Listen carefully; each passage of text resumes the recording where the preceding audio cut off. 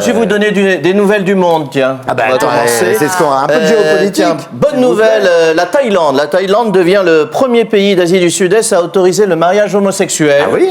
Ouais, désormais, il n'y a pas que la cuisine qui sera woke là-bas. Une mesure qui a déchaîné, paraît-il, de vives réactions dans la population locale. Bon, c'est bien connu, les Thaïlandais sont très conservateurs, hein, je veux dire.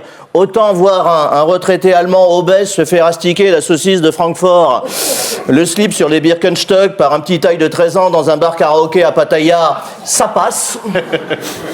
C'est du folklore, c'est de l'accueil, hein, c'est du 5 étoiles TripAdvisor, c'est de l'excédent commercial, c'est du Airbnb. Autant deux vieux tailles qui se tripotent la crevette dans une pagode, c'est insupportable, évidemment. Alors, la libération des mœurs touche tous les pays. La preuve, en Irak. En Irak, désormais, l'âge légal du mariage a été abaissé à 9 ans. Ah, ça c'est bien. Sympa. Ils vont organiser les nuits de noces à la grande récré. Hein. Bienvenue chez les petites chiites. Alors, il faut savoir, cet avant-gardisme marital concerne principalement les femmes. Oui, c'est bien connu, le taliban, il est féministe. La grande question que tout le monde se pose, pourquoi 9 ans et pas 8 ? Parce que j'ai lu ça dans Wikisharia. Selon les autorités religieuses locales, 8 ans, c'est pas halal. Hein. La consommation est impure, c'est comme tremper une tartine de ralouf dans un thé pas vert. Quoi.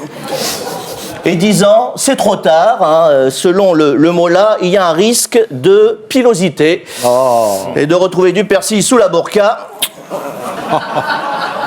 Et tout le monde sait que le barbu déteste les poils. Alors, puisqu'on est dans les élégances, restons-y. Oui. Au chapitre Cancel Culture, on vient de l'apprendre, la fondation de l'abbé Pierre a changé de nom. Ah oui. Et ce sans le consentement du fondateur. Hein. L'abbé Pierre, qui était pourtant un homme de consensus. L'association chrétienne d'aide aux sans-abri a été rebaptisée Fondation pour le logement des défavorisés. Ça, c'est un second choix. Au début, ils avaient pensé à l'habitat urbain pour tous. Il y a une carmélite déconstruite, enfin plutôt déboîtée, qui a émis une réserve estimant que ça pouvait prêter à confusion. D'ailleurs, c'est tout le branding Abbé Pierre qui va être cancellé maintenant. Avec ce qui s'est passé. Déjà, ils ont prévu de refaire le biopic après l'hiver 54, l'été 69. Voilà. Oh, ça change. Qu'est-ce qu'on a d'autre ? Tiens, on va revenir un peu à la politique française. Dans la série Revoilà la Startup Nation, notre champion, Magic Moula Macron, a décidé donc d'investir 109 milliards dans l'intelligence artificielle. Ça, c'est une bonne idée, parce qu'on sentait que ses réserves naturelles étaient à sec. Macron qui se lance dans l'IA en 2025. Il était temps. Quelle clairvoyance, quel avant-gardisme. Macron, c'est Serge Benamou dans La Vérité si je mens.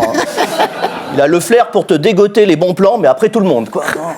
Non mais c'est vrai, l'intelligence artificielle, c'est déjà passé, tout le monde est déjà... Il a attendu que les trains passent pour investir dans le chemin de fer, le gars. Macron, il a l'arrogance d'un propriétaire de BlackBerry en 2007, tu sais. Oui. C'est vrai qu'ils étaient très arrogants, les propriétaires. Ça exerçait, tout le monde était énervé. C'est le syndrome du Nokia. Il est tellement dans sa bulle de certitude, Emmanuel Macron, qu'il n'a pas vu arriver les smartphones. C'est un peu ça. Alors, comment financer cette nouvelle Eldorado technologique ? Tout le monde se pose la question. Eh bien, Manu compte sur la moulasse, la chance, la baraka. La preuve, notre président a été aperçu cette semaine dernière, incognito dans un bar PMU. Selon les témoins présents, il est entré, il a commandé un café et un jeu à gratter, puis il est reparti résigné. Selon Odile, évidemment, la patronne du bar. Et c'est là qu'on s'est dit qu'effectivement, l'état des finances de pays est à ce point pourri que son président n'a autre choix que de faire un grattage au tac au tac. Alors, blackjack, millionnaire ou pactole, d'après Odile, la patronne, il aurait opté pour un solitaire, qui est un peu le symbole de ces 2 prochaines années qui l'attendent.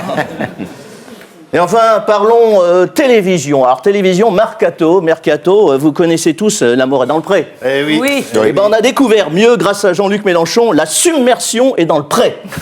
Ah oui. Tremble Karine Le Marchand, Jean-Luc Mélenchon débarque. La marieuse en chef des campagnes pourrait se faire grand remplacer par le recruteur officiel des banlieues. Alors, le nouveau concept de Méluche, c'est génial, ça s'appelle la Nouvelle-France. Alors, la Nouvelle-France, c'est simple, hein, c'est vrai. Il a dit, il veut repeupler la campagne avec des habitants des cités. C'est génial, Bah c'est oui. génial. Pas certain que ceux qui ont fui leur bled aient envie de vivre dans les nôtres. Jean-Luc, il a le flair pour les opportunités commerciales. Après avoir fait du porte-à-perte communautariste dans les villes, hein, dans les cités, il se dit, tiens, si j'allais évangéliser les bouseux, la Cambrousse, quoi. Hein. Pourquoi ? Parce que pour Mélenchon, la campagne française, ça sent trop le terroir. C'est une ZAD de chrétiens dégénérés, c'est un champ d'épandage où se déversent les traditions les plus rances. Bref, après mon curé chez les prolos, voici mon imam chez les bodins, quoi.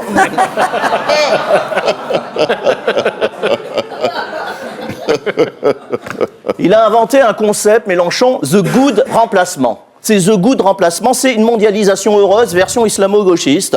Vivement la charia gay-friendly, quoi. D'ailleurs, Jean-Luc, il l'a prévenu, il a dit « cette partie du pays est à nous ». Évidemment, d'ailleurs, hein, les derniers bouseux sont priés de faire leurs valises et libérer l'espace pour que le progrès s'installe. C'est comme un Airbnb, mais sans date de départ, quoi. Alors, reste une seule question, on les met où, nos pecnos, hein. Alors, l'histoire est formelle. Le kolkhoz précède souvent le goulag. Je suis d'accord, mais on va quand même pas envoyer nos blédards casser des cailloux à Tataouine, quoi. Ou alors, j'ai bien une autre idée. C'est le super plan promo vacances de cet été que tout le monde s'arrache en ce moment, proposé par un nouvel opérateur, Trump Travel. Connaissez Trump Travel? Alors ça vient de sortir, cette nouvelle destination vacances, c'est formidable, c'est à Gaza. Alors j'ai vu les images sur le site internet, c'est sublime, la vue est dégagée. En même temps, il n'y a plus rien au sol, hein, donc forcément, tu vois un peu plus loin. Alors, pour la partie resort, c'est pas mal. Il faut encore se projeter hein, chez Trump Travel. C'est un peu le club Bled pour l'instant. Hein. On est sur des petits AGECO, famille, castroglodite avec souterrain. Ça, c'est agréable. Hein, l'été, avec la grosse chaleur, ça permet une petite clim naturelle. Pour les activités à Gaza, principalement du outdoor, un jeu apéro sans alcool. La partie nautique, il y a du voile. Sinon, on est sur du frisbee kippa, cache-cache barbelé, ballon prisonnier, tir à l'arc. Et pour le buffet, c'est veggie, on est sur de la roquette. Ça vaut le coup. L'offre tarifaire est hyper offensive. Hein, faut dire, les prix sont comme les gens sur place, un peu massacrés. Bref, du rêve à 4 heures d'avion de Paris, j'ai envie de dire bienvenue à Gaza Swinga. Bravo. Bravo. Bienvenue à Gaza Swinga.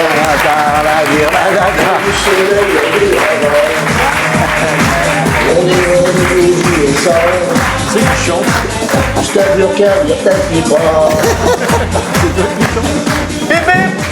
C'est horrible. C'est horrible.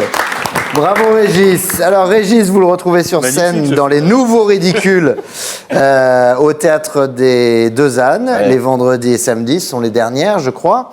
Puis il y a la tournée, bien sûr. Le 13 avril à Dessines, le 19 avril toujours à Rive-d'Andenne, le 25 avril à Châteauneuf-le-Rouge. Ensuite, ce sera le 15 mai en Belgique.